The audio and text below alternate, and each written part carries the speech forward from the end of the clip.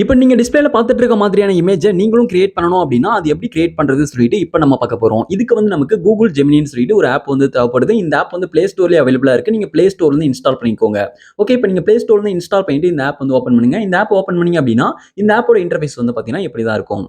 இப்போ இந்த பேஜ்ல கீழ பாட்டம்ல பிளஸ் ஐகான் இருக்கு பாருங்க. அந்த பிளஸ் ஐகான கிளிக் பண்ணிட்டு இப்போ இதுல வந்து கேலரி கிளிக் பண்ணிக்கோங்க. கேலரி கிளிக் பண்ணீங்க அப்படின்னா கேலரி ஓப்பன் ஆயிடும். இப்போ இதுல வந்து நீங்க எந்த இமேஜ் எடிட் பண்ணணுமோ, எந்த போட்டோவை நீங்க எடிட் பண்ணணுமோ அந்த போட்டோ செலக்ட் பண்ணிட்டு டன் வந்து கொடுத்துக்கோங்க. டன் கொடுத்தீங்க அப்படின்னா இதுல வந்து ஆட் ஆயிடும். இப்போ இதுல வந்து பாருங்க ஆஸ்க் ஜெமினி சொல்லிட்டு இருக்கு. இதுல வந்து நான் கொடுக்கக்கூடிய இந்த ப்ராம்ப்டை என்டர் பண்ணிக்கோங்க.